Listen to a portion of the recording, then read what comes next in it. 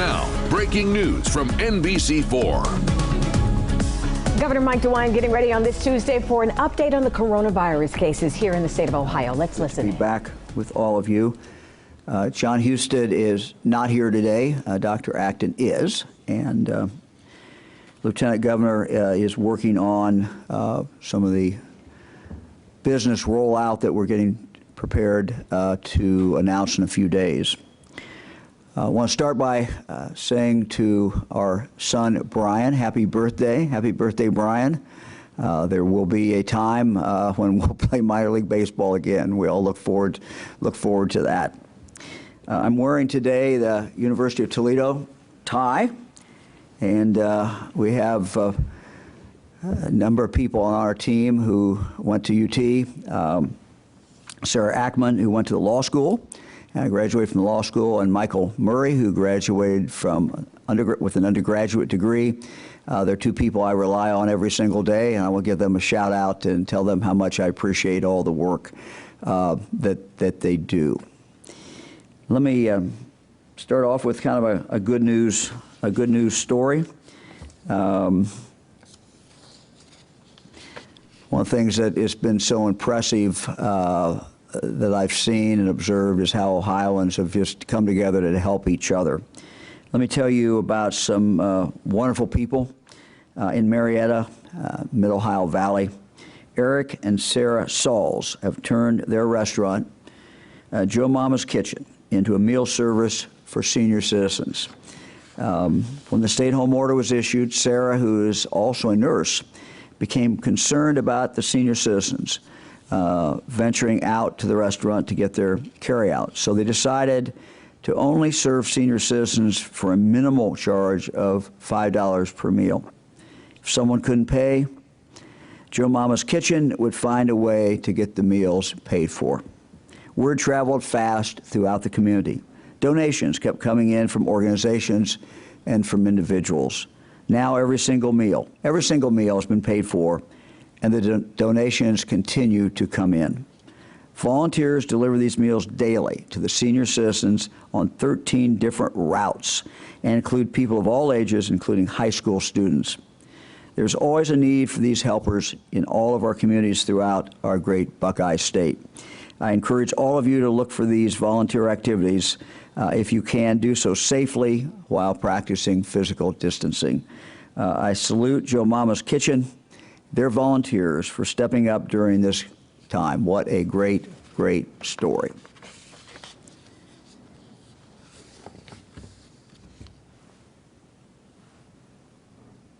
I also want to take a moment to recognize some really committed Ohioans. Today is National Medical Library Professionals Week. National Medical Laboratory Week, excuse me. Right now, there are so many folks doing testing at labs nonstop. They're doing an absolutely fantastic job. So to all of you at our labs around the state of Ohio, thank you. Thank you for making a difference. Thank you for getting the results back so quickly, because that is really essential. We salute you, and we thank you for that great, great dedication.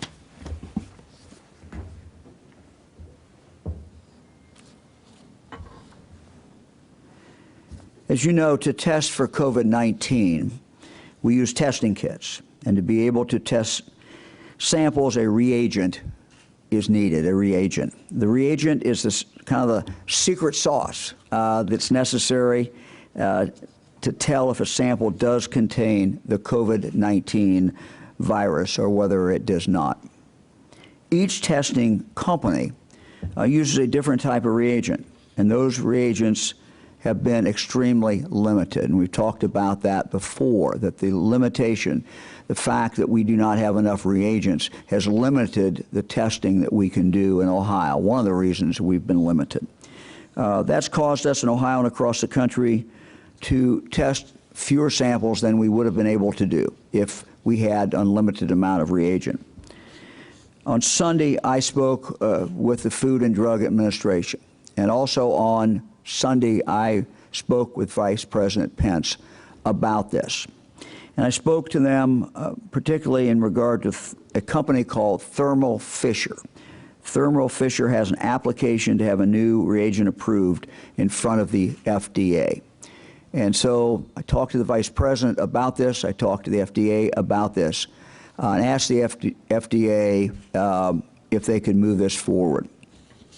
Today, we received some very, very good news. This morning, I got a call directly from the Commissioner of the FDA, Dr. Stephen Hahn. He called me to tell me that they have approved a new version of Thermo Fisher's reagent. So that is very, very good news. Most of the major labs in Ohio use Thermo Fisher's machines. And the problem has been there just has not been enough reagent. Now they can use these test kits with the new reagent, as well as the original COVID-19 test kit and reagent. This will significantly expand the capacity of these labs. It is not the only thing slowing us down, but it is significant, and this was a good victory. The approval will greatly expand our state's ability to increase our testing capacity.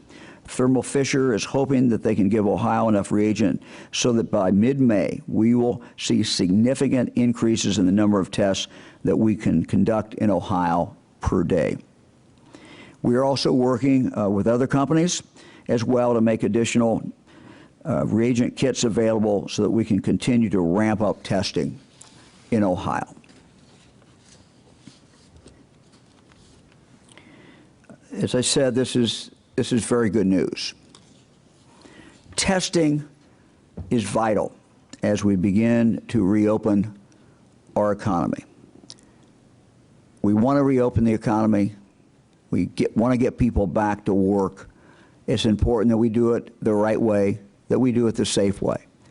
And the ability to test and test further than we can do today is one of the components that will go into that safety. The others, of course, have to do with the workplace. It has to do with what the companies do, businesses do to protect their customers, but also to protect the folks who work there. But testing is one of the things that we need to really be able to see this succeed as we move forward. I'm announcing today, because of the importance of this, the formation of a testing strike team that will be led by two former Ohio governors, Governor Dick Celeste and Governor Bob Taft. I called each one of them this morning and asked them if they would do this. Each one, without hesitation, said that they would. And for that, I am extremely grateful. These two leaders have a depth of experience in Ohio and internationally. They know their way around Ohio. They know their way around the world.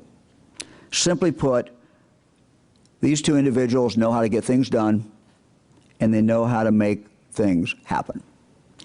They will work with Ohio leaders from business, from higher education, and from public health to be part of the effort to help us source critical testing items. And they will work also to oversee what we are doing within the state of Ohio to make sure that we are maximizing the capability that we already have here. Expand the capability, maximize the capability that we have. Although from different political parties, they both started in public service in similar ways, and their career paths have some remarkable similarities. Early in his career, Governor Celeste worked at the Peace Corps headquarters and was also then personal assistant to the United States ambassador to India. As a young man, Governor Taft served in the Peace Corps as a volunteer in Tanzania. Sorry about that, Bob. They both served 2 terms as governor of Ohio, and after their terms, they continued their careers in higher education. Governor Celeste as president of Colorado College, and Governor Taft as a distinguished research associate at the University of Dayton. Governor Celeste was also a state representative from Lakewood, Ohio, Lieutenant Governor, Director of the Peace Corps, and Ambassador to India. Governor Taft served as Hamilton County Commissioner, State Representative, and Ohio Secretary of State. As you can tell from these resumes, these are two remarkable individuals, and I'm very grateful that they were willing to come forward to help me, to help the state of Ohio as we move forward. They both love Ohio, and they both, as I said, were quick to say yes when I asked them if they would do this. They will use their skills, their talent, their experience, their contacts, their life experiences to help us in this critical mission to make sure that we improve testing and expand testing in the state of Ohio. Let me now ask Director Ursel McElroy to join us. Yesterday, I was hearing the director exceedingly well and watching her on the screen. When I got home, I found my wife Fran said that nobody else could hear her besides those of us in this room. So I've asked the director to come back and tell us exactly what is going on in her office and really tell us about how they are dealing with the coronavirus. Director, thank you. Absolutely. Thank you, Governor. Happy to join you again to highlight this very important issue, access to high-quality care for all Ohioans without COVID-19 and those who contract the illness. And as you noted yesterday, there has been heightened recognition across the country of the early indications that communities of color, in particular the African American and Hispanic communities, have been disproportionately affected by COVID-19 and the illness it causes. So it is incumbent upon us as we respond to this crisis as a state, including our path forward to restart, to address these issues. Now, in the days ahead, we must act with a sense of urgency to raise the level of consciousness about these disparities and ramp up our efforts to address them. Simply, sir, it's the right thing to do. And like most things we've dealt with during this crisis, it is connected to so many other things, and it will be important to have the best minds and influencers at the table. So I will join my colleague, Director Alicia Nelson of Recovery Ohio, to co-chair the Minority Health Strike Force team you have directed us to form. And this Strike Force team will examine issues such as underlying health conditions, social determinants of health that can widen gaps across communities, and economics. The team will also address the unfortunate expressions of hate and discrimination during this crisis. Finally, tangible steps will be put in place: education, stronger data collection, and recommended policy creation or changes where needed. So, Governor, we stand ready with you, Lieutenant Governor Houston, and Dr. Acton to take on this important work and report back to the people of Ohio. Thank you, sir. Thank you very much for taking that on. We are very grateful. As we talked about yesterday, the numbers nationwide, as well as in Ohio, show that there's a disproportionate of African Americans who have been hit by this virus. And we want to try to do something about that. We want to try to bring people together to really look at this problem and look at this issue. So we thank you for yourself for doing this. We have put together a good group. Yesterday we made available on our webpage the individuals who are part of this group. It's people not just from government, but people from the private sector, people from public health, people who understand what is going on, and we're very, very grateful for each one of them serving. We have sad news that I want to share. One of the residents of the Northwest Ohio Developmental Center has died from COVID-19. This is the first COVID-19 death of a resident at a developmental center. This individual, this resident, had been diagnosed on March 31st. Our thoughts are with the family, as well as the other residents and staff at the Northwest Ohio Developmental Center. Congregate living, people are living together, is inherently difficult during a COVID-19 epidemic, and this is very sad news. In addition to the COVID-19 case data that we provide on the coronavirus.ohio.gov website, we also include a breakdown of COVID-19 information for Ohio's state-owned congregate living centers. These would include our prisons, state psychiatric hospitals, our youth detention centers, and our developmental disability centers. So that information is available. As we get closer to warmer weather and we get into summer, we're also, of course, getting closer to fair season. No one loves the county fair, the state fair more than I do, or more than my wife Fran does. We have 94 county independent fairs in Ohio. They all attract great crowds every single year. We don't know what's going to happen this year, but we also do know that the costs incurred by the fair boards continue. So we have been evaluating how we can be of assistance. The Ohio Department of Agriculture Director Dorothy Pland has been working on this with the Ohio Fair Managers Association.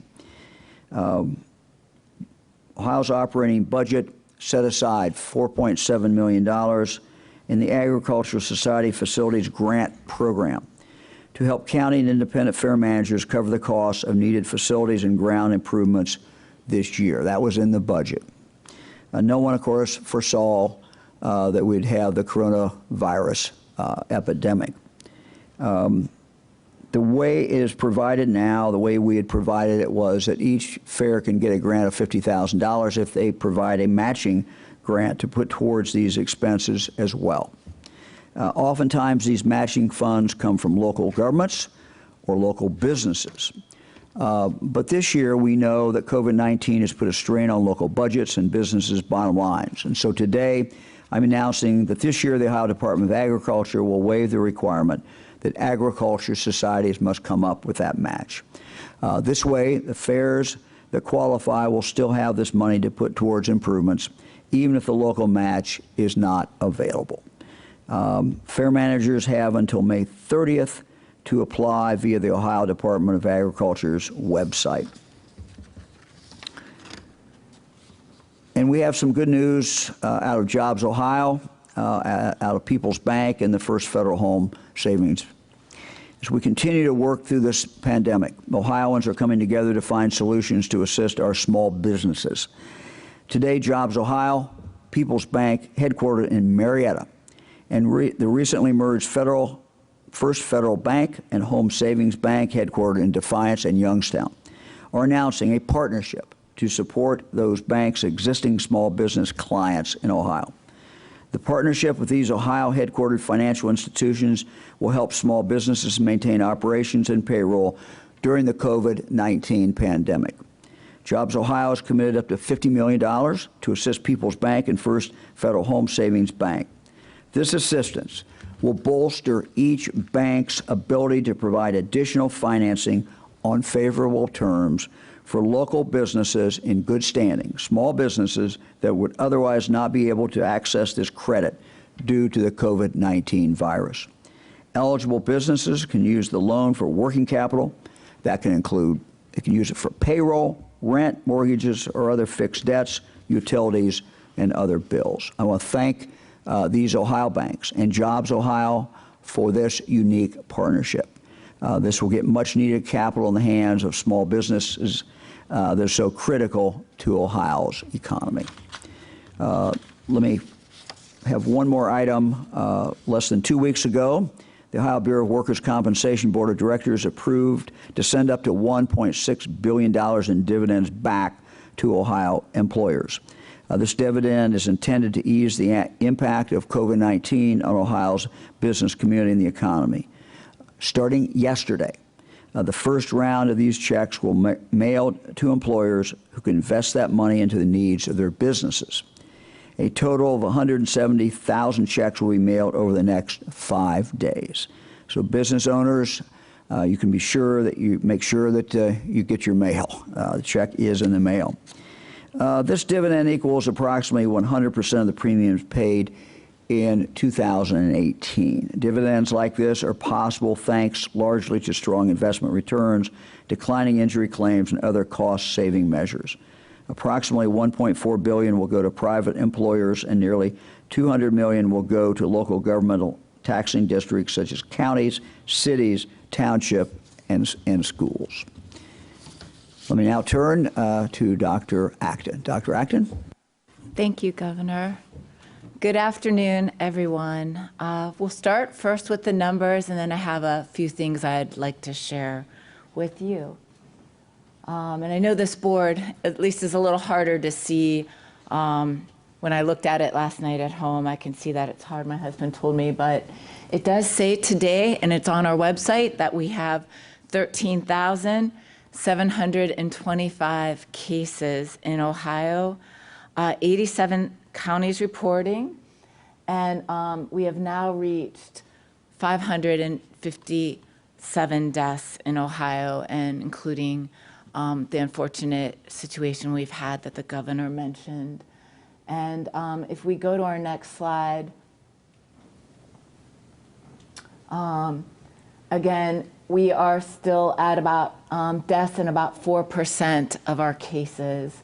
So this is, again, a very lethal disease.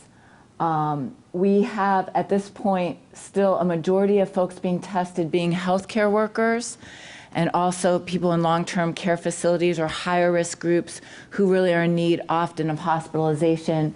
But we've reached now 94,000 tests having been done in Ohio. Next slide. Again, we are watching our trends and the cases reported in the last. We're seeing a little dip here, so we're really looking for a 5-day trend. And in reality, we're looking for directions over 14 days. As we start to look for changes as we move forward, every decision and every move we make will be based on 2 to 3 weeks, because it takes about 2 weeks to see from someone getting infected to seeing that they actually have the infection. And then we look for longer term changes in our hospitalizations and our death rates. Again, we know our numbers are still the tip of the iceberg because we're not testing many of the cases.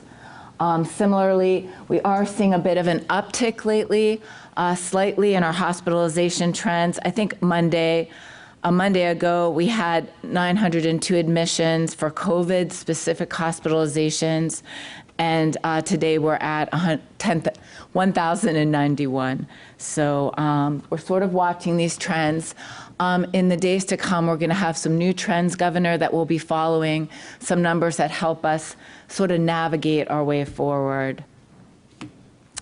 So I'd like to tell a little bit something that the governor mentioned when he was on a national news show yesterday. He mentioned some work and some consultation we're doing with Partners in Health.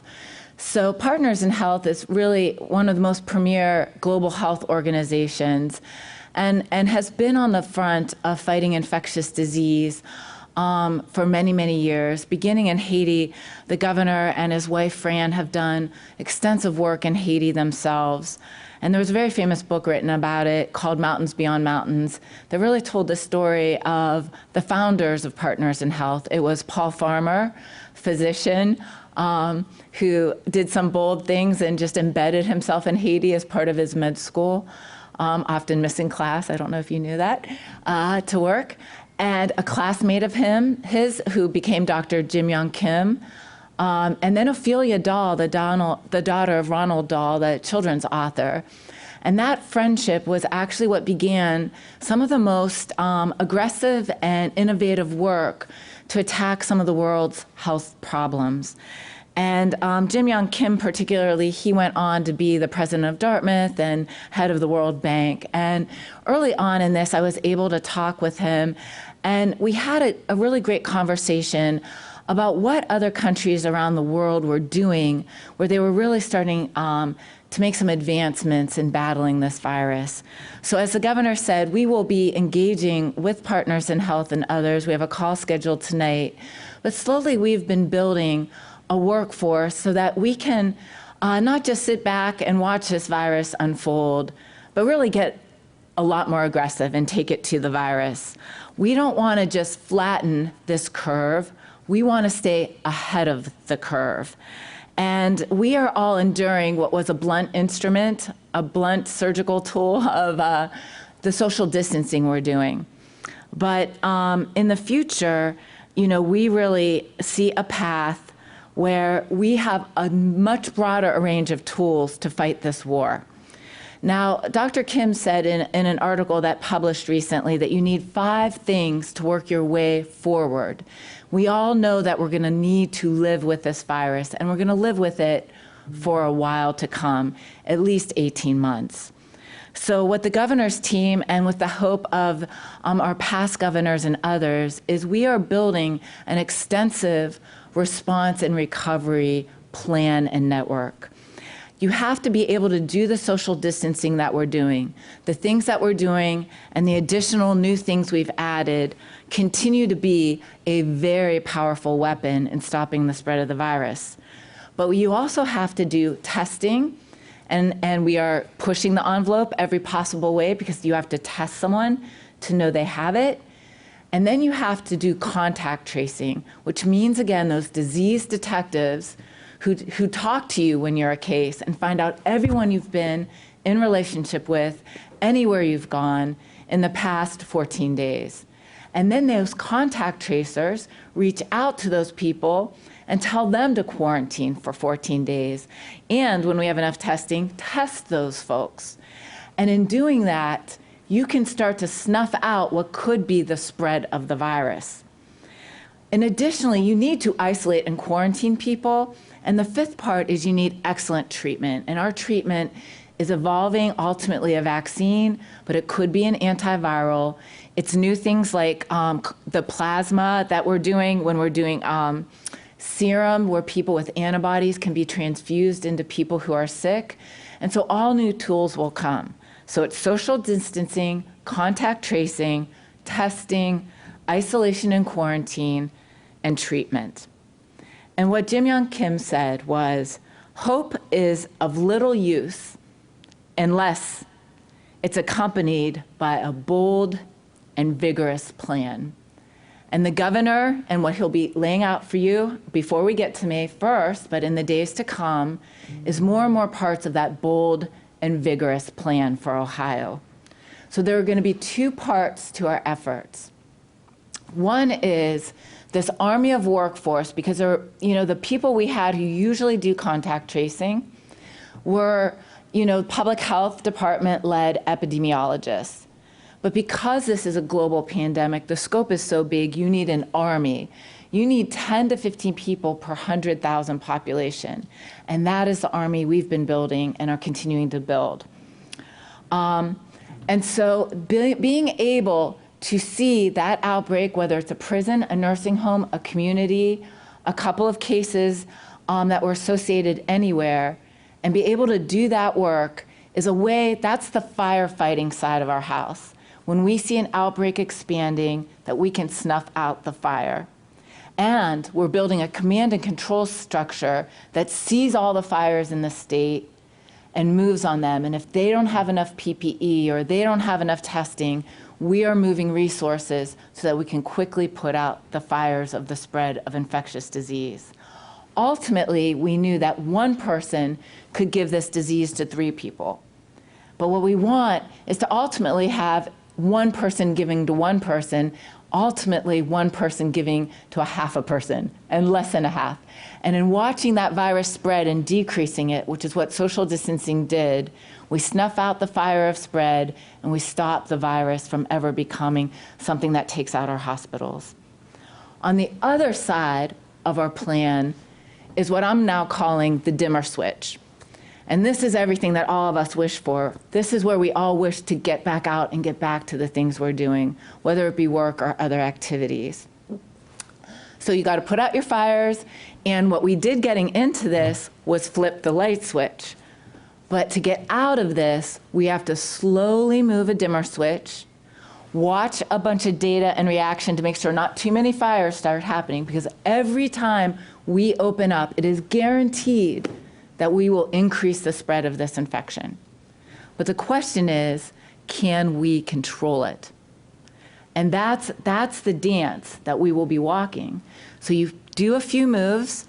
It might be in the area of business, it might be in the area of schools, it might be the area of parks, it might be in the area of what you do at a hospital. All the policies and things we've done, we have to weigh risk and benefit.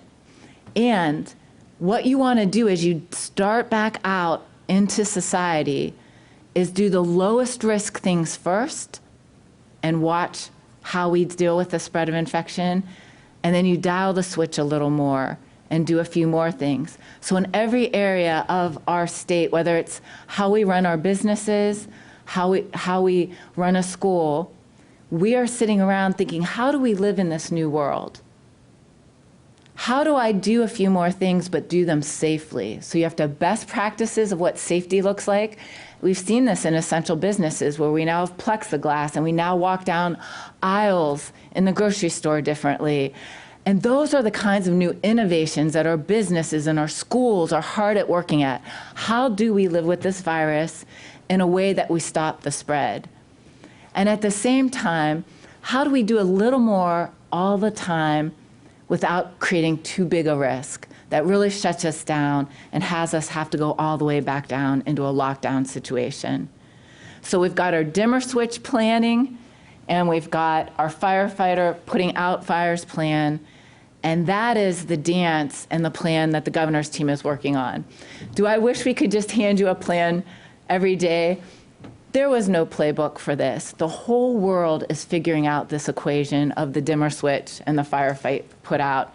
And I want you to know that Ohio is on the front edge of that.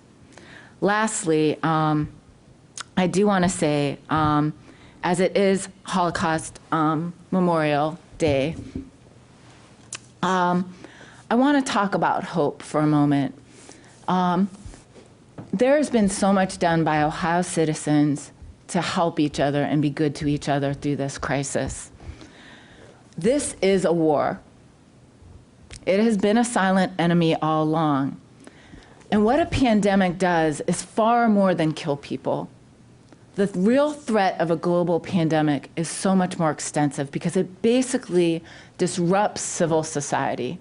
It disrupts supply chains. It shows the chinks in all our armor. It shows our imperfect technology systems that might be 30 years old, that only had a volume of having to deal with so much work. It disrupts in such a way that it is a national security issue. And worst of all, it can turn us against each other. And so it's very, very important. I am very optimistic that we have the grit and resiliency to weather a war, especially given the outstanding leadership we have. But it takes just that. It's going to take us digging very deep and having good days and bad days and digging deep again. And I tell you, I myself refight that battle every day. You're not alone in that at home. But it is about the heart and soul of our country. And it reminded me, again, as a person who has a blended religious background, my real birth mother was Christian. My real birth father was Jewish. I've studied and understood all faiths, and I look for inspiration. But this is a book that was worth digging out again. It's Viktor Frankl's seminal classic. He's a physician who survived the Holocaust, and his book was Man's Search for Meaning. And to endure hardships, whether it be a really rough childhood that doesn't end on a dime but goes on and on year after year, or to endure something like a Holocaust or the myriad of other horrors that people endure even on this day all over the world, even in camps right now in Syria. These things are endured by not just hope alone. What he learned as a psychiatrist was it was dealing with reality. You have hope, but first you have to know the reality of the ground you stand on, and you have to accept it. You can't wish it away. you can't push it away. And the people who survive can balance understanding the reality, but still having that optimism and hope. And in that balance, hope alone, people don't survive, because as they go through wave and wave of disappointment, it knocks the wind out of them. But our resiliency is marrying those. And I think the reality is we have this tough road ahead. It's not the world we knew for any of us. And together, we'll build a resilient, strong path forward. So that is my wish for you. Thank you, and for all of us. Thank you very much. Jim Oddie, first question. Thank you, Governor. Thanks for doing this. I have a question. Yes. Relative. I realize that every state is different, but the state of Georgia has already announced a long, long list of businesses, barbershops, hair salons, bowling alleys, gyms, fitness centers. Does that make you, first off, think that our plan should be a little bit more open? Have you yet decided what phase one is going to look like, and can you give us a better idea of what's going to fit into that phase one? The goal, Jim, is to get as many people back to work safely as we can. And so, you know, we've kind of laid out, we'll talk in a few days about what we're doing with hospitals. We're trying to open hospitals up. Hospitals are a safe place to be. They're a place that we had to restrict some of the activity because we worried about not having enough of the personal protection equipment. We're going to come out in the next several days. I'm looking now at recommendations from the Hospital Association. So movement forward on hospitals, letting them do more, move forward. They're an essential part not only of people's health care, they're an essential part of the community where they exist throughout the state of Ohio. Second, we're going to look for those businesses that can open and put in place the safety that is needed. Safety might include some reconfiguration. It might include, we have some examples of manufacturers who have been open as an essential business. We have other manufacturers, other people who make things that have not been open. We're going to look to see if we can open some of them. You know, they're going to look different. People are going to be wearing masks. People wearing gloves. And then when we start moving towards retail, we're going to move retail out again in a situation so people can be safe. The employees can be safe, and the customers who come in retail will be able to be safe. So it's not going to be done overnight. We're going to try to get, again, as many people out working as we can as we move forward, and we'll have some announcements in regard to that. If you look at some of the things that we all love to do, the gatherings, we come together for sporting events, come together for concerts, those are not going to be the first things that open up because those present the most challenges for social distancing. So we're going to do things where we can get the most number of employees back, people working back with the least risk, and that's where we're going to start. But it's going to be working very, very closely with the business community to get it done. We're very mindful of the great desire, particularly among all business, but certainly among small business, to get back at it. We understand the problems that small businesses particularly have. So we're going to be announcing more as we move forward, but that's kind of how I look at what we're going to see beginning around May 1st. Thank you, Governor. Hi, Governor. Hi, Dr. Acton. This is Molly Martinez with Spectrum News. Following in that same vein, once the economy does start to reopen, I imagine there's going to be a huge influx of people sort of flooding. I think we're all a little cabin fevery. Will there be any incentive to get people to voluntarily continue to self-isolate? Well, I don't know if we've ever thought about that. We're open to any ideas. I'm not sure that that's been something that we've really looked at. I mean, the incentive I think is that everyone wants to stay safe, but everyone also wants to get back into doing some of the things that we all like to do. And so that's a balance that everybody's going to have to make. We're going to ask people continue to do the social distancing. That's going to continue to be part of this. You know, the workforce, the workplace is going to look different. Retail shops are going to look different. So it's going to be different. But again, these are not going to be things that people can't figure out how to do. I mean, what we've seen in the last few weeks is with the businesses that are in place, people have kind of figured out how to do it. And we're going to help them. We're going to bring experts in, and that's the work that Frank Sullivan is heading up with his group, and the Lieutenant Governor's working on as well. Kevin Landers, WBNS 10 TV. My question is for the governor. Now that schools are closed for the academic year, what can you tell parents about what will begin to open for the summer as the weather gets warmer, pools, zoos, museums, all these things that kids and parents have enjoyed? Is there any hope that you can give parents about what they can do with their children for the summer? Well, I fully understand that. Fran, I have eight kids and 24 grandkids, and we understand that kids need to do things in the summer. So, you know, part of this is a balance. How do you, you know, reduce the risk of infection, but at the same time have a good time, let kids get out. You know, our state parks are open. Every park but one. So there's ample opportunity for kids to go out there. There's metro parks that are open in many parts of the state. You know, there's a lot of activities that people can do and continue to stay apart, and a lot of those are activities outside. We're seeing, as it's been reported in the news media, a run on garden seeds, and people are planting gardens apparently at a record rate, getting out, and as Dr. Acton says, you know, getting their hands into the dirt.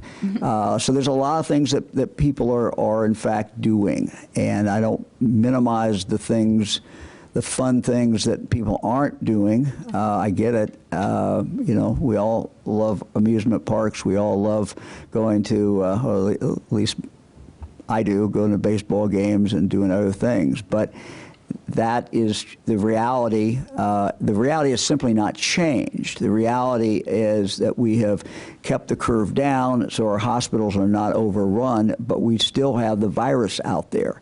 And there's still the threat of that virus, and it's a particular threat, obviously, to people who are older. It's a particular threat of people who have a medical problem, no matter what their age. The other reality is that anybody can be a carrier. Anybody who gets it can be a carrier, even if they don't really manifest it themselves. And again, what Dr. Acton has said is we need to assume everybody is a carrier. The numbers that came out that I cited the other day that came out of the Marion prison should shake us up a little bit. And those numbers would indicate that at least in that set of group of people, of the people who tested positive, 39% of them have absolutely no symptoms. So again, you know, you can't tell if someone has this by whether they have symptoms or not. And that's what makes it one of the things that makes it so dangerous. So we're trying to move back forward. Looking at opportunities for kids to do different things, and we'll kind of work through this. But every time, I think whatever I say as governor, what parents ought to think about is, you know, what are the risks, and what are the risks of my child, you know, getting this and then infecting the family and maybe infecting others. So people are going to have to, you know, look at those things and make those choices. Thank you. Good afternoon, Governor and Dr. Acton. This is Laura Bischoff, Dayton Daily News. You know, large swaths of Ohio's population are at high risk. We have 34% obesity rates, 22% smokers, I think 10% asthmatic, 10% COPD, lots of people over 60. I'm hearing from a lot of readers who are concerned about going back to work in retail settings, but also being concerned about their health, but they at the same time need the paycheck. So how are you going to try and support or protect those kind of workers who represent a large portion of the population? Well, Laura, that's a very difficult question. I do not have a great answer for that. You know, families who have somebody in the family who has a medical condition, you know, that poses the very difficult choices and very difficult decisions, and I don't have a great answer for that. You know, what we hope is that where possible, employers will help that person figure out, can they work from home? I know that's, you know, doesn't always work. It doesn't work in retail, as you point out. But there are some jobs that you can work from home. There are also jobs that you could be more isolated at work. And so, you know, reduce the risk of you taking that back to a family member who is more susceptible. I don't know, Dr. Acton, you want to comment at all on that? Or? You know, Laura, you bring up, you know, people are sort of, I've heard a school of thought out there, I'll put it this way, that healthy people can go about their business and risk getting this disease, which we are increasingly knowing is not necessarily true.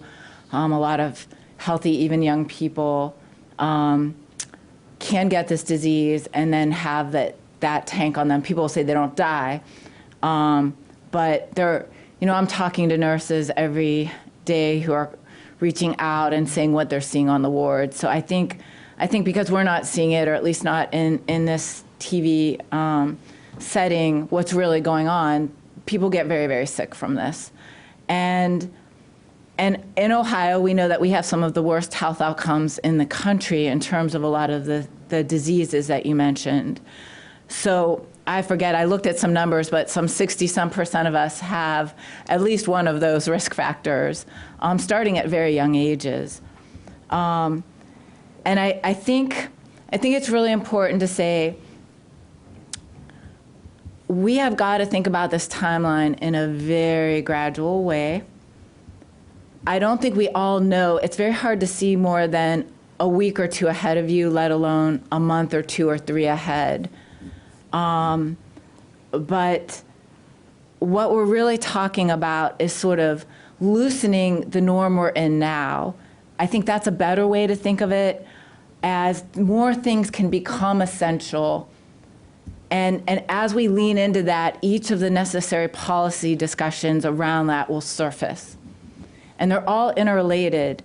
It's very hard to talk about business without childcare, someone mentioned yesterday, or as a parent, what are you going to do with your kids? That came up. And so we have teams of people right now they have to look at it in each silo. For instance, the business group the governor mentioned is looking at a certain segment of the business world. What are the best practices? What are the least risky things to open up? And what are the more risky, and how you do that? And similarly, in each of those silos, we have to look at how can we reinvent ourselves? How can we make this less risky and open it up? And then you have to step back and look at the whole of how all those things relate to each other and what net effect they will have on the virus spread. It is a three-dimensional chess game of policy, and that's why you are seeing just the really agonal kinds of work behind the scenes. And we all want quick answers to the one question, can I go to camp or not? We're really not out of the woods yet. You know, our numbers are still plateaued, and we don't know how long it will take for them to come down.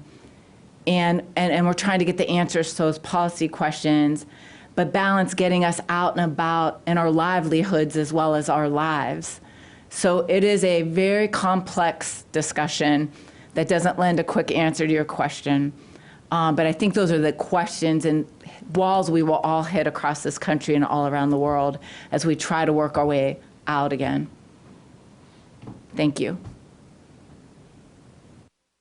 Hello, Tara Morgan with ABC6 News.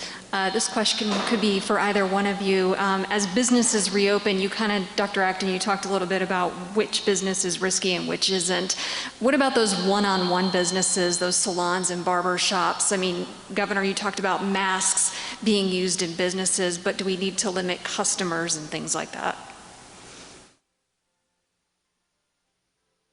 Well, that's a very good question, and it's probably the most frequently asked question I get is when can I get a haircut, or when can I go to the salon, beauty shop. I get those questions a lot, and I understand, as you can see, I'm past due for a haircut. The real question it does come down to, can that be done safely? It's a very close, obviously by its nature, close contact. And so that's something we're exploring. We're exploring with the board that regulates those two professions. And we hope to have more. But it is something that I fully understand, and I understand people's desire to do it. The nature of it is close work. And you cannot stay 6 feet away and do that. So figuring out how that can be done in a safe way is something that has to be worked on. And if I could add, Governor, our understanding of all this is evolving still hour by hour, as you all know.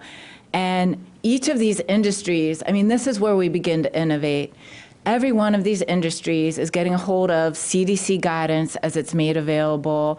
You've got NIOSH and you've got OSHA, and people are working collectively. It's not something we're having to invent all ourselves, but whole industries are trying to figure this out for themselves. So now that we are all starting to understand this virus better, I think where we're going to see is a lot of these industries trying to figure out ways to make it as safe as possible. So it really is going to be a partnership way beyond. This isn't just a government thing. This is really the whole private sector, all our best ingenuity being put to the test to try to figure this out alongside the health and the science. So I think we'll see a lot of innovation yet to come and these answers yet to unfold in ways that none of us would have dreamed possible. I think we'll see a lot more home working. Anyone who telecommute reasonably and keep their business going should keep doing that. Like anyone who could maximally do things the way we're doing it now but still advance their work should do it. And the ones that really need that intimate contact, those are the ones where we're trying to figure out how to do it differently. Thank you.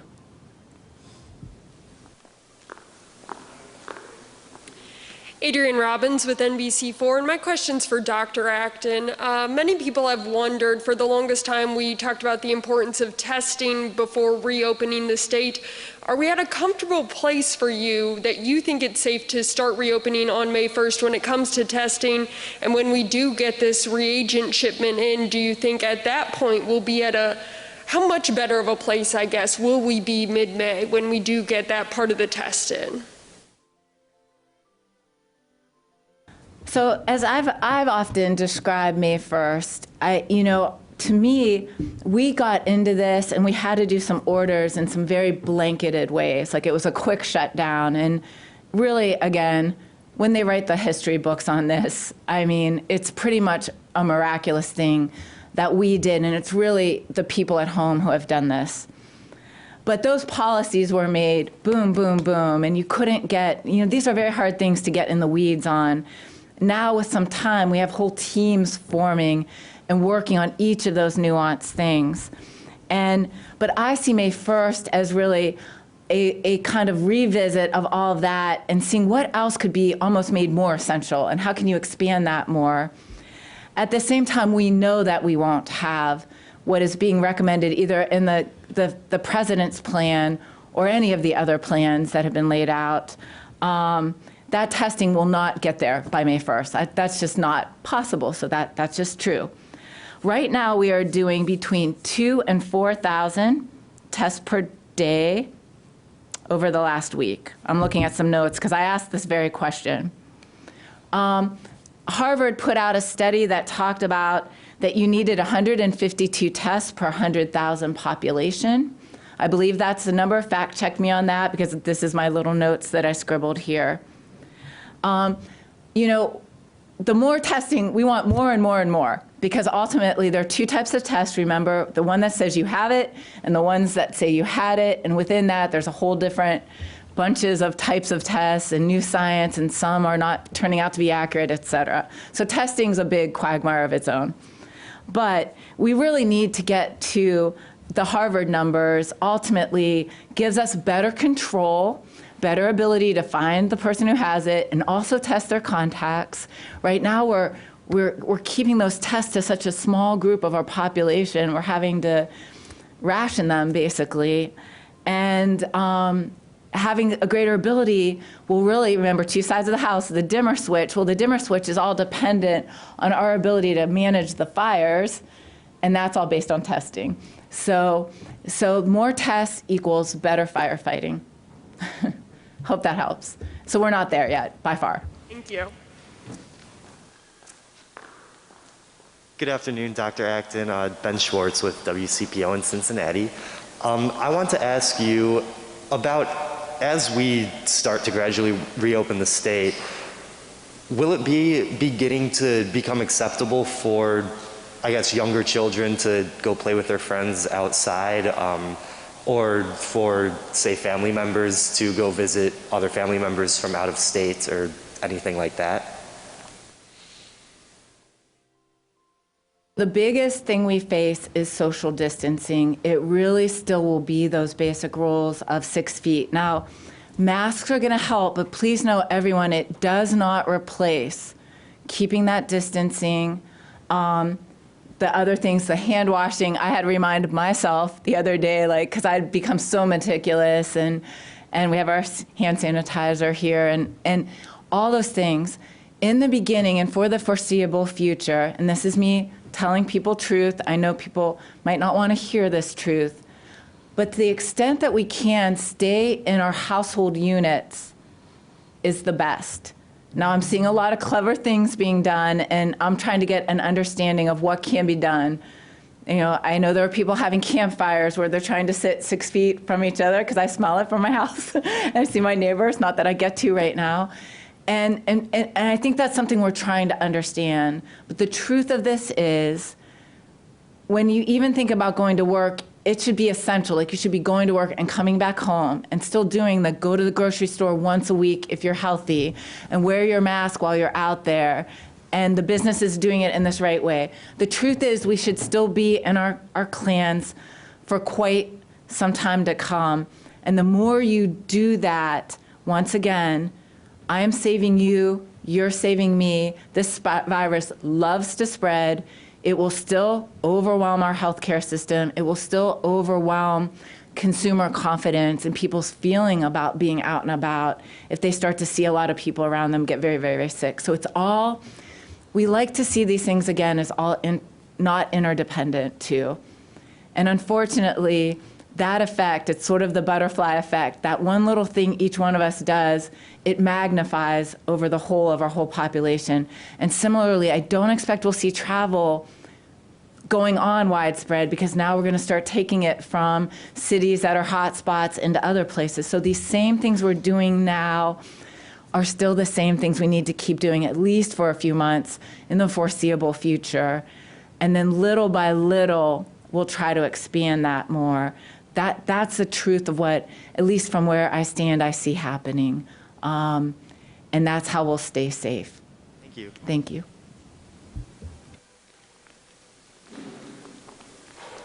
Hi, Andy Chow with Ohio Public Radio and Television State House News Bureau. For the governor and for Dr. Acton, it seems like the widespread amount of testing at Ohio's prisons revealed a lot about the virus, as much as, you know, the asymptomatic, how people can be asymptomatic but still have it. Have you given any thought into widespread testing at nursing home facilities? Is there maybe a metric or a threshold that if there are a certain amount of cases in one nursing home facility, that you would want widespread testing throughout the whole facility? The answer is yes. Nursing homes are a real priority.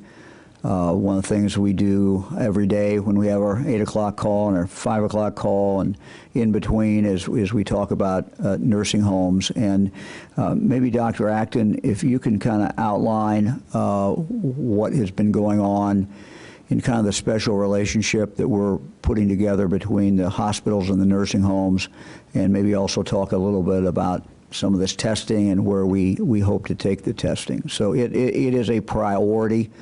It is very important. It is close living together, and we know that what can happen. We've seen not only in Ohio but in other states, what can happen and how fast COVID-19 can move through a nursing home, and it's a very, very concerning thing. Oh, thank you, Governor. So part of our firefighting putting out plan has a command and control structure. It literally has people that man something called the Emergency Operating Center, which is basically, imagine a NASA watch desk with kind of keep situational awareness around the state. Same way you would do for floods and tornadoes. That's what COVID is now. It's something we are trying to look at the state and say, this nursing home or this prison or this community or now eventually this workplace, we might see these outbreaks. So nursing homes are a very big one. And to do this command and control structure, we've invented something in Ohio that's really unprecedented. And the governor has insisted that we move forward for the next 18 months in this way. But hospitals are really the anchors because, this is about for when people get sick. And our hospitals across Ohio, who usually compete, have joined together to work and own and help protect their communities. And we've developed, there are 8 regional community hubs, and if you think of our 8 largest cities and more of our rural agents, there are these 8 regional areas, and we'll have maps as we lay this all out on our website. But there are 3 zones that are based on the 3 Cs. And this structure of hospitals, both state and regional, and then the very smallest local ones, are the hubs. And now they are in relationships. There's a team of people led by Director Maureen Corcoran and some other team. I want to say Bridget Harrison, Ursel McElroy, a whole team of people who've worked tirelessly to build relationships with the nursing homes and the prisons and the businesses and the local health departments in those areas, the relationships with the civic leaders. So at the community level, they're all sharing testing. They're going to share PPE. When there's a hot spot, people can deploy in that region to another place that's in more need. They'll deploy back because there's scarce PPE and scarce testing.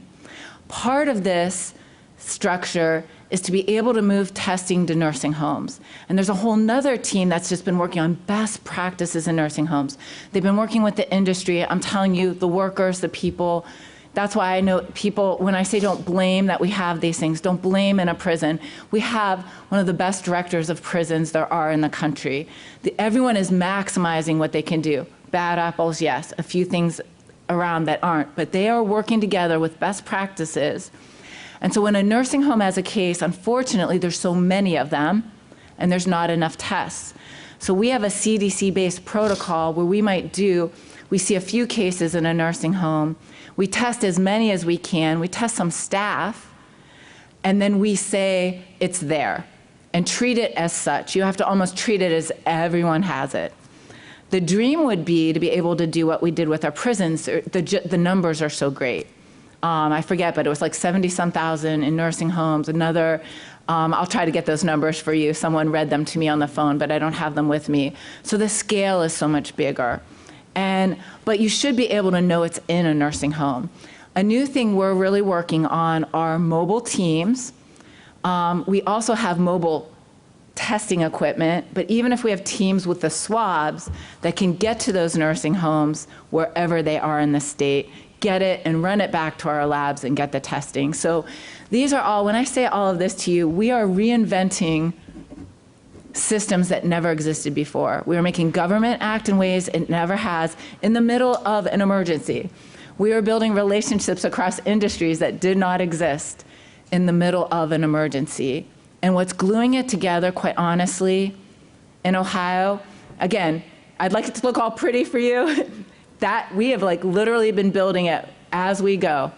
But the heart and soul of the people leading these efforts and their passion to be at the front of this in Ohio is leading us to unprecedented levels of cooperation and innovation on behalf of the governor.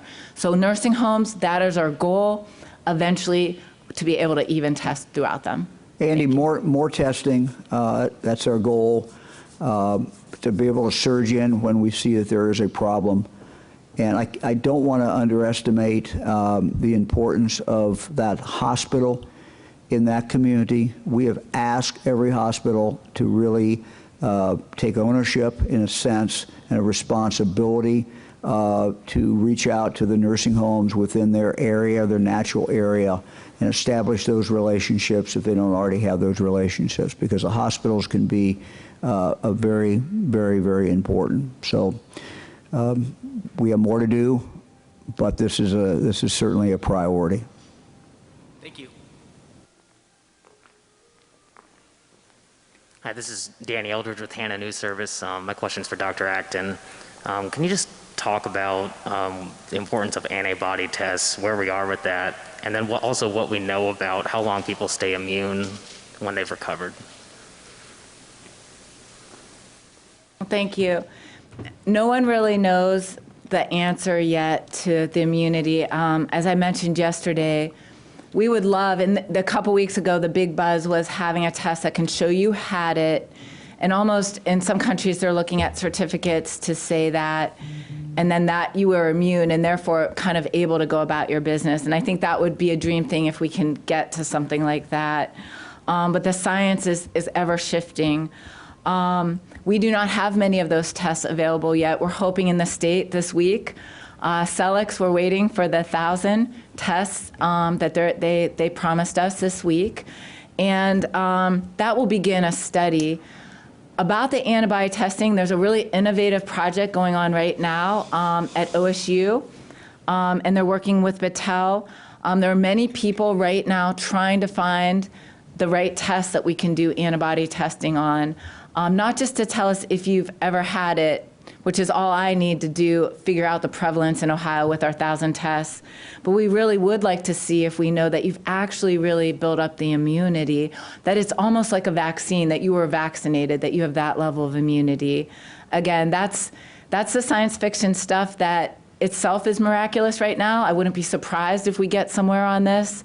Will it be in the next week or two? No, but I think all the scientists in the world are rushing to answer your question.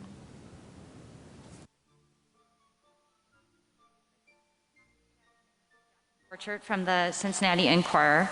The rising numbers out of the prisons due to the widespread testing you've talked about show that this can be easily spread among asymptomatic carriers.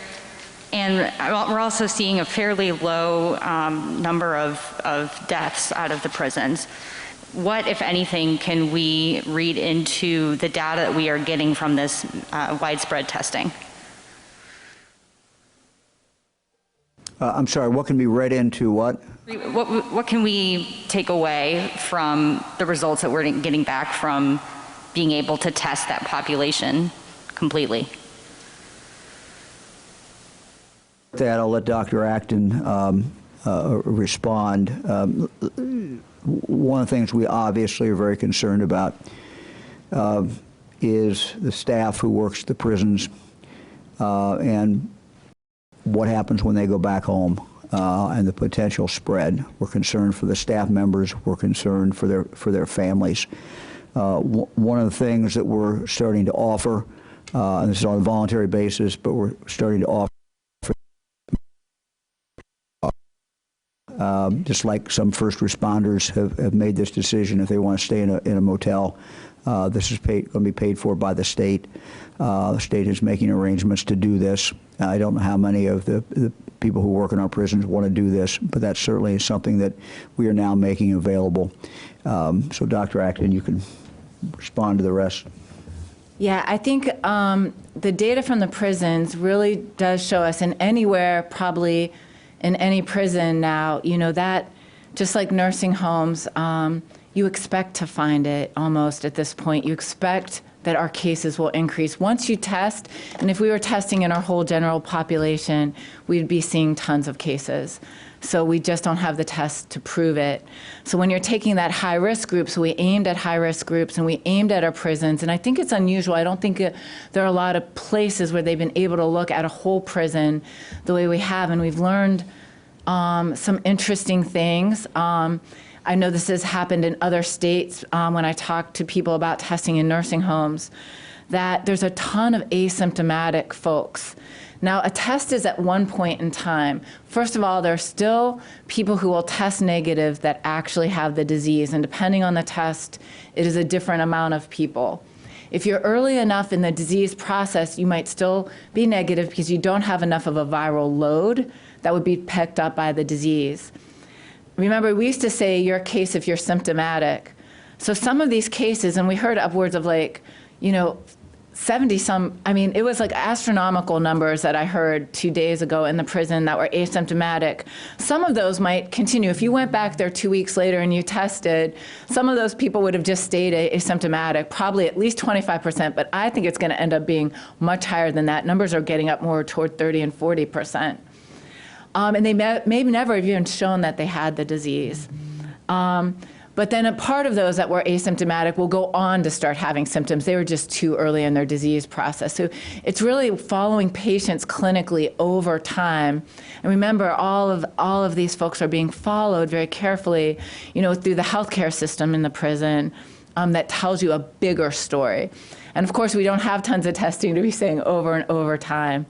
The viral loads, I was told by OSU's researchers, Governor, that the viral load is so high on some folks that they have to stop and recalibrate the equipment because it actually contaminates equipment doing the testing. This virus is like your perfect science fiction invention. It is just that sneaky of an enemy. And, and we don't know how long people shed even after the 14 days. So it is a very infectious disease and very deadly.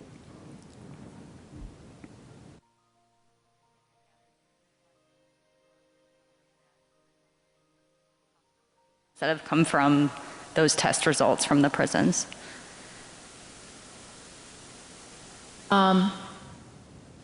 I do not have the exact number of prisoners, at least on me, but I will look into that for you. How many were hospitalized?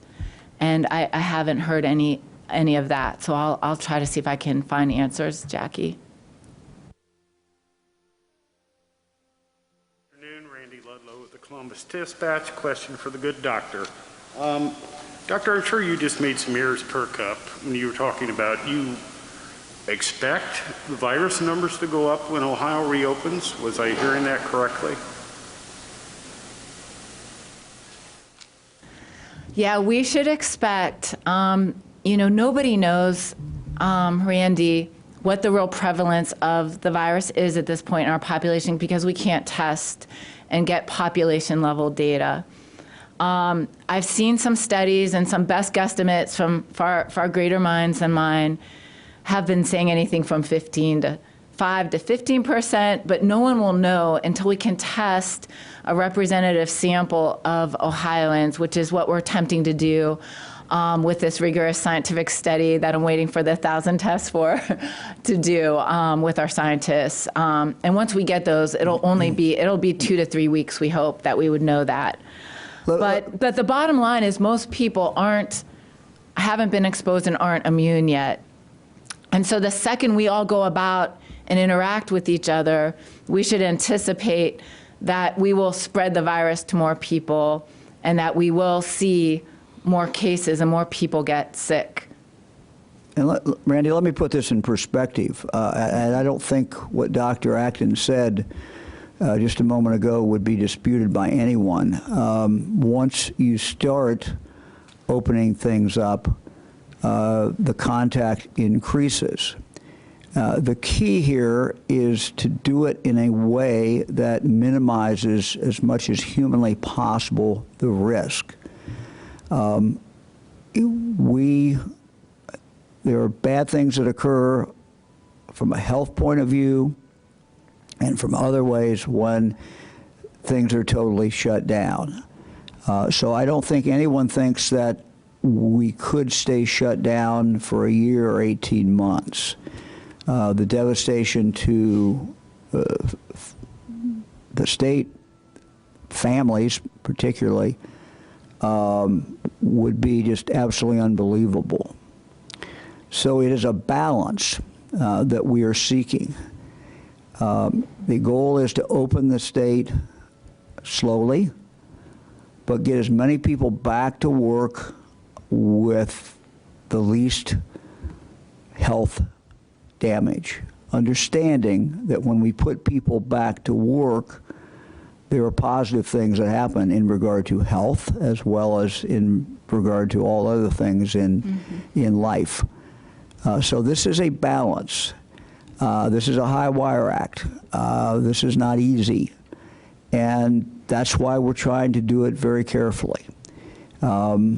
We put together a business group and we've charged them with working with business and figuring out the safest way to open business and what business should we start with, where we can get the most people back for the least amount of exposure. But it's also why we cannot look at May 1st as a date when everything's back to normal. Things cannot be back to normal unless we want to just throw caution to the wind and proceed carelessly, recklessly. That cannot occur until this is over with and we have a vaccine. But we're balancing two things. Our need to move forward, get people back to work, but also to do it in a very rational way. And there are always trade-offs. And anybody that would stand up here and tell the people of Ohio there are not trade-offs would not be telling them the truth.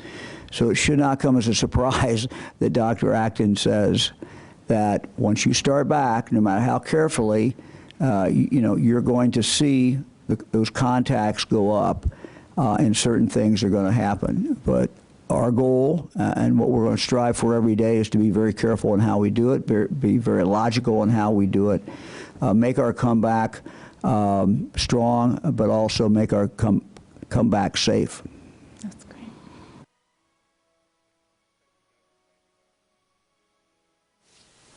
Hi, Governor. Hi, Dr. Acton. Thank you very much for your leadership through this tough process.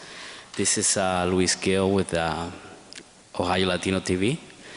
My question to you, Governor, as the minority community is being hit hard during this crisis, and the reality is the lack of access technologically, transportation, especially the Afro-American and the Latino and many other communities. Governor, don't you think that this virus was like a little bomb that took the lid off of so many issues of these inner communities, like education, health, economically, housing? And I know you've been at your job for a short time, 2 years, but unfortunately this fall into your lap. Don't you think this opened your eyes how things will be in the future for this community? We've lost the sound. Oh, okay. And so I apologize to everyone, but I cannot hear the question. Oh, sorry. Do I start all over?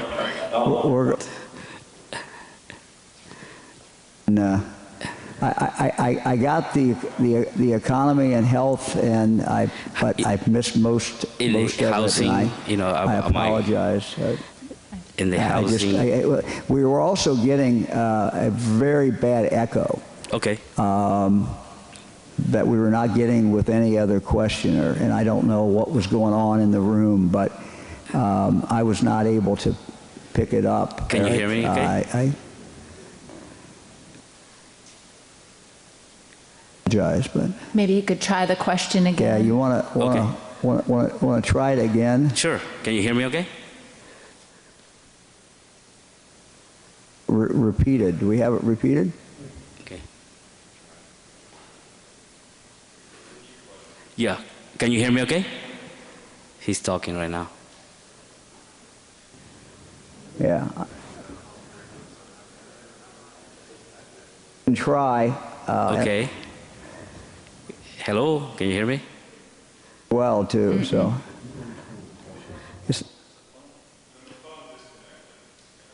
Go in there, I'm not sure why. And then I was getting nothing, so. Okay, I'm here Ask still. him to pick up the phone. That will work, sir. Yeah, maybe pick up the phone. Maybe that'll work. Can we do that, or is that?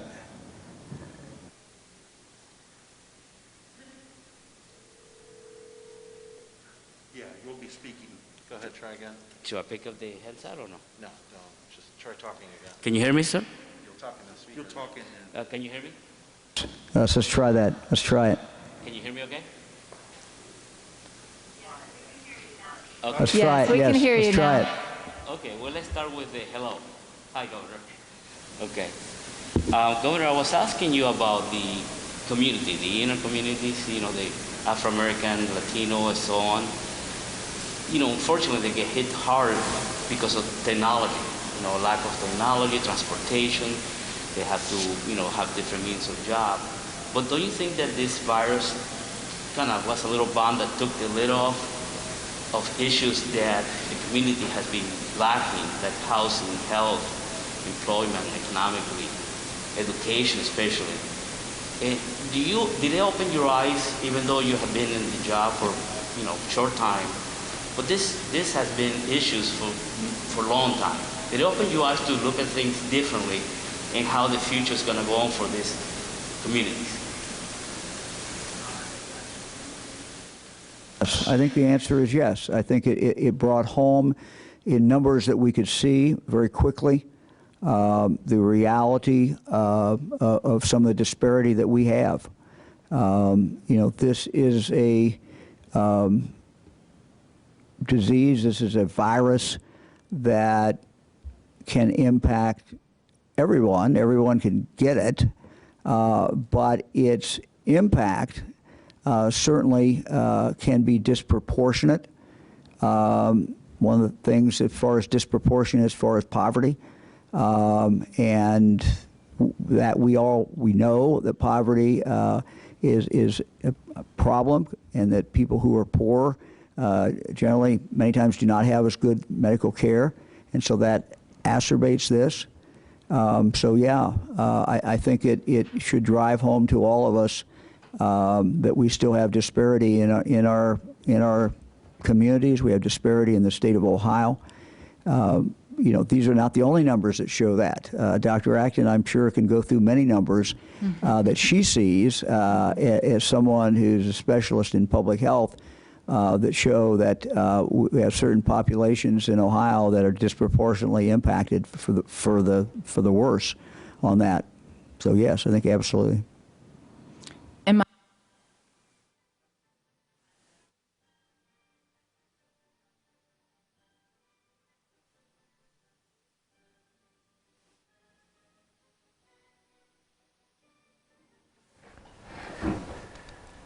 Well, once again, we are having audio problems at the State House for the second day in a row. Dr. Amy Acton speaking as we're getting close, I know, to wrapping up this Tuesday. We'll wait and see for a moment if the audio comes back, but as we continue to watch, and there it is. The issues we face, the disparities we have been living with all too long, it's also an opportunity for us to better address them. Thank you very much. Good question. Appreciate it.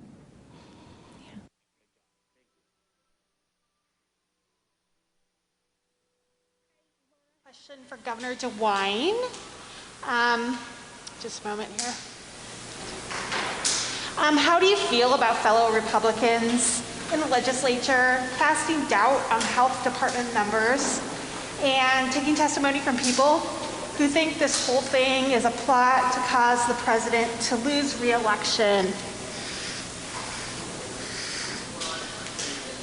Well, I'd first say that as far as the president, you know, what we're doing in Ohio is consistent with what the president has outlined.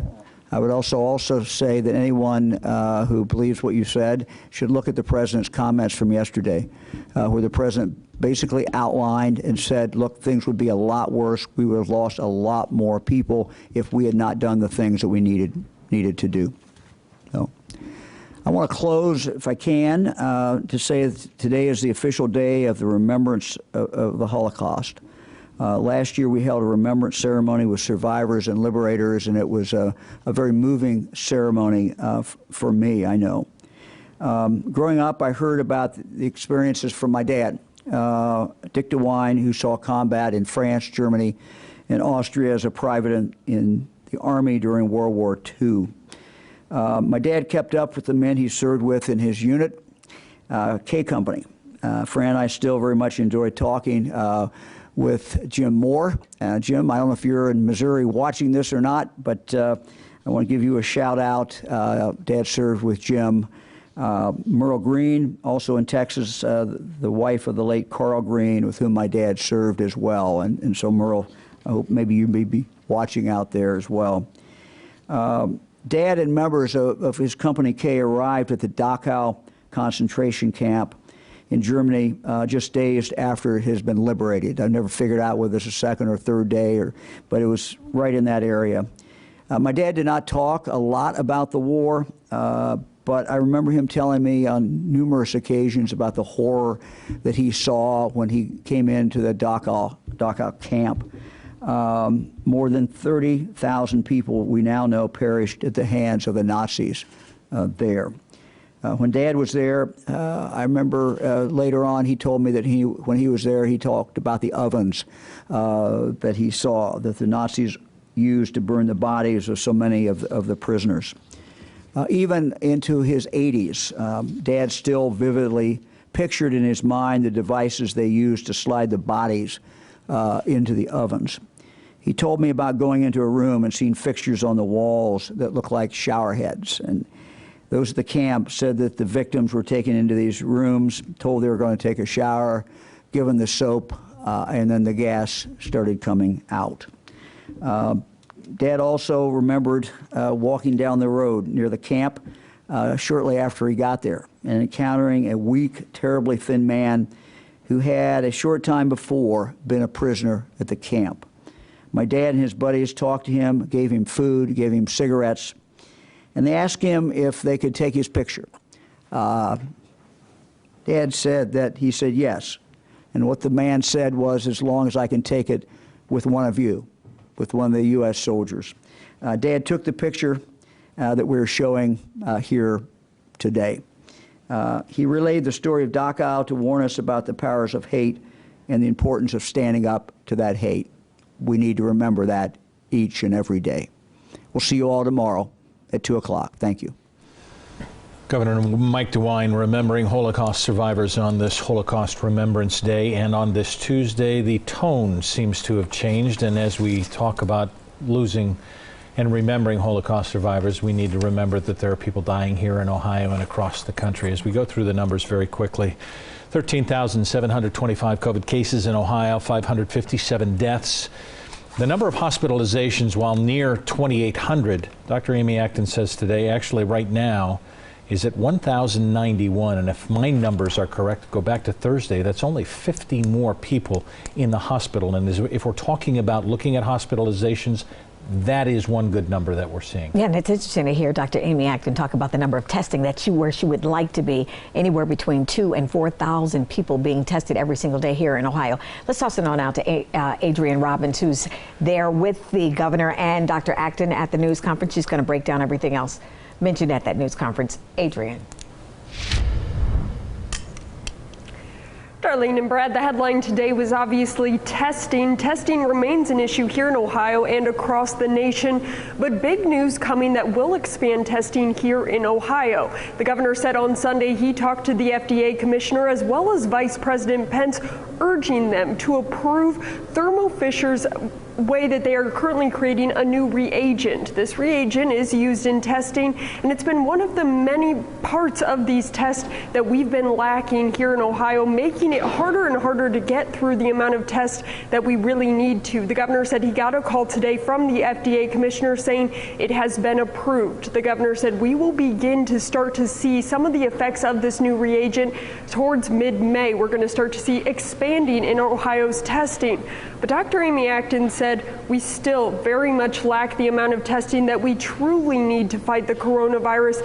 And even with this new reagent, we are going to have to continue to fight for testing. So the governor also made another announcement. He has created a testing strike force, and it will actually be led by two former Ohio governors, Governor Taft and Governor Celeste, a Democrat and a Republican actually, so they'll be working across the aisle on this one. And they're going to work with businesses on making sure that we're maximizing creating the things that we need to make these tests, and that we're also maximizing the amount of tests that we can actually be doing. Obviously, we're coming very close to that May 1st reopening date. And Darlene, Brad, I'd love to hear what you guys thought, but to me today it sounded more and more like the governor is saying May 1st will not be necessarily a reopening date, but just a small expansion. He said we're going to try to get as many employees back to work as possible, but we need to do it in a safe way. Dr. Acton said we will obviously see our cases go up when that happened, but we have to start very small. She said when we started this whole thing, it was a light switch we flipped off. When we come back, we're going to have to do it in a small dial. She said we have to slowly go at this so that we don't see that second resurge of cases. So I don't think we're necessarily going to see Ohio fly open the doors come May 1st. Brad and Darlene? Adrian, it's an excellent point. I want to stay with me for a second, if you will. Darlene and I were talking as we were listening to this, and I get the sense from you that you were feeling what we were feeling, was that the mood seems to change, at least it did down there, that May 1st may not be that magic date and we may be in a much slower mode. Is that feel accurate from your sense down there at the State House? I believe so, Brad. Someone brought up the fact that Georgia obviously made headlines by announcing that they will be reopening quite a few businesses this Friday, including gyms and restaurants. Today from Governor DeWine, we're obviously still waiting on that final plan for our May 1st reopening, but he said he talked about things like hospitals that we're going to reopen. He said those are safe places. He's working with businesses who employ quite a few Ohioans. He said trying to get them back to work, but we're talking about businesses who can prove that they can keep those employees safe.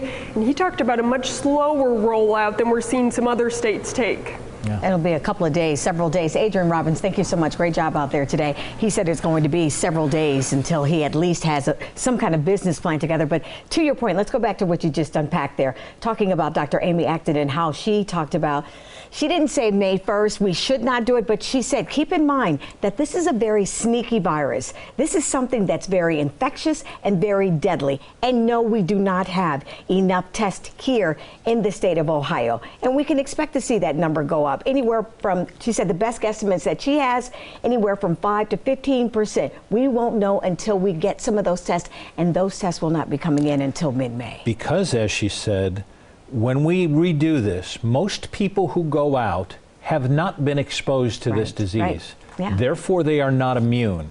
Therefore, you will have more people get sick.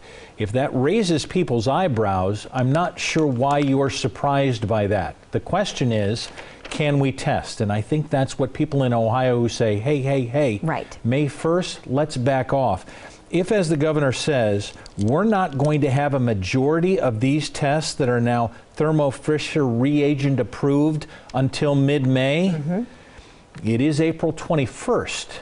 Therefore, this reopening may have to be so gradual that it may not feel normal for quite some time here in Ohio. Well, what Adrian just said, talking about Georgia and how they're making headlines, how they're even opening up nail salons and barbershops and restaurants and bars. The governor said he only wants to make sure, the governor here in Ohio said that he only wants to make sure that the businesses that do open on May 1st can assure the state that their customers and their employees are going to be safe. And let's rewind the tape. That's why he put together, he said, a testing strike team made up of the two former governors here, Bob Taft, who was a governor here in Ohio from 1999 to 2007, and Dick Celeste, governor here 1983 to 1991. They are going to head his team of trying to put businesses together, of trying to put the health sector together and try to open Ohio back up. Do you find it interesting, and I know we have two former governors on each side of the aisle, do you find it interesting that we have an 82-year-old and a 78-year-old former governors leading this task force? Is it because of the knowledge that he believes they have of this state? Well, that's exactly what he said. He said he's tapping into their skills, their talent, their contacts, not just nationally, but international context and their life experience. They know a little something that the governor says I may not know. Some of my other experts sitting on this panel may not know. And like you said, he's reached on both sides of the aisle to try to get this done. $1.6 billion in good credit loans, he says, now has been approved by the Ohio Bureau of Workmen's Comp, and he says the checks are in the mail, which is the worst phrase that you could ever give, but 170,000 checks to businesses and business owners over the next 5 days coming in. I want to make one quick point for people who are saying, what are you talking about with this Thermo Fisher? The reagent, even as we talked about at the beginning, is this chemical that is being used in reaction form to try and get these tests done. We don't have enough of the chemical or the reagent to be able to do that.